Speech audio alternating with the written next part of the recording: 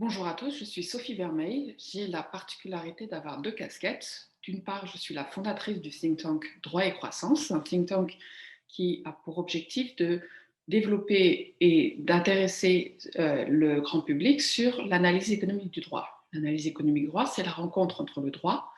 et la théorie économique dans une perspective d'améliorer l'efficacité des normes en ayant un regard d'économiste. Je suis également avocate. J'ai commencé ma carrière dans les grands cabinets d'avocats et je suis à présent depuis 4 ans à mon compte. Et c'est bien sûr, dans ma pratique de tous les jours, j'essaye d'utiliser les connaissances que j'ai acquises au sein du think tank avec ma recherche.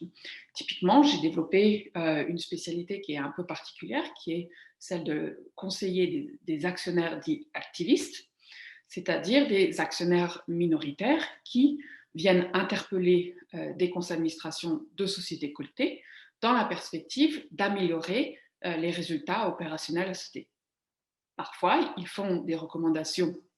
clairement sur la partie purement opérationnelle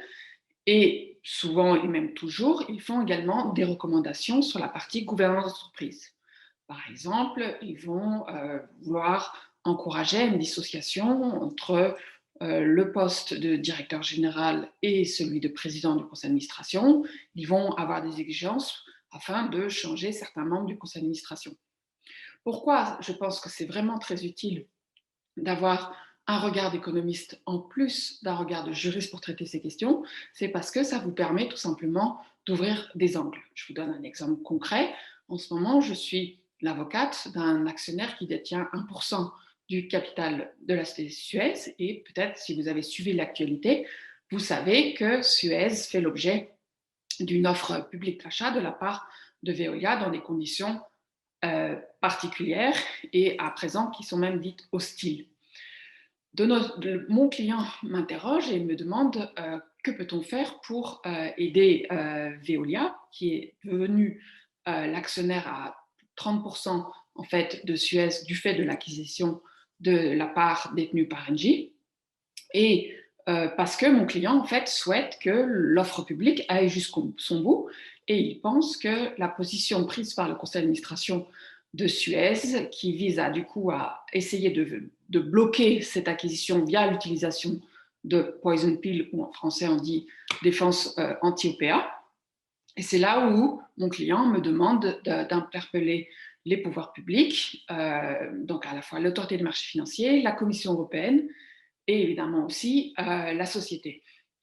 Concrètement, à quoi m'a servi l'analyse économique du droit dans ce dossier? C'est en fait assez, comment dire, alors peut-être pas simple, mais assez, je dirais, flagrant. C'est par exemple au moment où je m'adresse à la Commission européenne pour demander à ce qu'elle permette à Veolia d'exercer ses droits de vote, quand bien même la Commission n'a pas autorisé encore Veolia à prendre le contrôle de Suez, je vais faire valoir des arguments liés à la théorie économique. Par exemple, la théorie économique vous enseigne que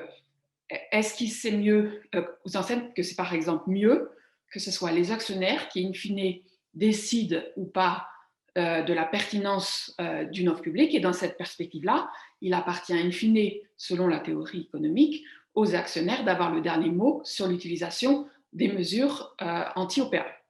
Et là, c'est une vision qui va se confronter en fait avec celle qui est défendue actuellement par Suez, dont le conseil d'administration prétend que depuis la loi Florange, il est le seul dépositaire en fait du droit de pouvoir bloquer une offre publique. Et moi, en écrivant à la Commission européenne, je dis que donc là, je rappelle que les actionnaires sont davantage fondés. Pourquoi? Parce que, en fait, sauf à ce qu'on démontre qu'ils sont dans une situation d'asymétrie d'information par rapport au conseil d'administration très importante, ce qui les met dans une situation de ne pas pouvoir apprécier la réalité d'un projet d'offre et surtout d'apprécier les vraies perspectives de la société cible, on démontre qu'en fait, le conseil d'administration, en tout cas la littérature économique, a montré que dans ces conditions d'OPA dit hostile, le conseil d'administration souffre de biais très importants. Un premier biais qu'on appelle le biais d'excès d'optimisme, C'est-à-dire que les dirigeants d'une entreprise, ça a été démontré en économie, ont une tendance du coup à être naturellement trop optimistes par rapport aux résultats raisonnables que peuvent générer l'entreprise. Évidemment, ils sont optimistes parce qu'ils sont en commande. Et donc, ça peut créer comme problème que le conseil d'administration d'une spécifique va refuser une OPA qui est pourtant créatrice de valeur sous prétexte que l'initiateur va détruire au contraire de la valeur.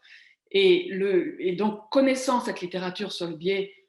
d'optimiste, on peut essayer de faire valoir comme argument que, a priori, les actionnaires sont au contraire mieux placés que le conseil d'administration. Un autre problème qu'a soulevé la littérature économique, c'est le problème, ce qu'on appelle du coût d'agence, c'est-à-dire le fait que le conseil d'administration peut ne pas représenter l'actionnaire et faire valoir en fait ses propres intérêts sur l'intérêt de ses actionnaires. Et donc en invoquant ces deux arguments et en montrant donc le premier argument sur la question de l'excès d'optimisme du conseil d'administration de Suez, dont la stratégie a énormément varié au cours des 6 mois derniers, et en montrant également que la potentielle situation de conflit d'intérêts du Conseil, on va faire valoir du coup dans cette lettre-là que les actionnaires, conformément d'ailleurs à l'esprit de la directive OPA, donc, qui fait valoir que c'est quand même dans les principes l'actionnaire qui a le dernier mot, les actionnaires de Suez sont quand même les mieux placés pour apprécier la justesse et la pertinence des mesures OPA mise en place par le conseil d'administration. Et là, on rajoutera que le risque d'asymétrie d'information que soulève la théorie économique, c'est-à-dire encore l'idée que les actionnaires pourraient avoir moins d'informations que le conseil d'administration pour apprécier la réalité de la société, de la situation de la société et de ses perspectives. Dans le cas présent de Suez-Veolia, on peut avancer que comme l'actionnaire principal de Suez, qui était Engie, a déjà approuvé le principe d'une vente à 18 € par action, et que ce dernier, donc cet actionnaire, avait des membres au conseil d'administration, on peut imaginer que du coup, on peut supposer que du coup, il y avait a priori, du point de vue de l'actionnaire principal, qui était en situation d'avoir pleinement l'information, là, une décision normalement fondée de dire, voilà, le prix de Suez, a priori, c'est 18 € par action, et en tout cas, le projet Veolia est un projet créateur de valeur. Et donc, à partir de là, on couvre un peu tous les champs, les critères mis en place par la théorie économique pour montrer que dans ce dossier-là, ça fait complètement sens, à la fois sur un plan économique, mais aussi au regard de la directive européenne, de considérer que les actionnaires de Suez doivent pouvoir décider à la fin de la pertinence des mesures anti-OPA. Et pour le cas concrètement de Veolia, ils doivent pouvoir, par dérogation, pouvoir exercer leur droit de vote lors de la prochaine Assemblée générale, avant même que les autorités de la concurrence aient formellement autorisé l'acquisition de Suez par Veolia. Voilà, c'était en quelques minutes un exemple concret qui vous permet de voir à la fois, de vous voir pourquoi, quand vous avez à la fois des compétences en économie et aussi en droit, vous pouvez du coup davantage défendre les intérêts de votre client, typiquement dans une spécialité qui est l'activisme actionnarial. Voilà, à très bientôt, j'espère.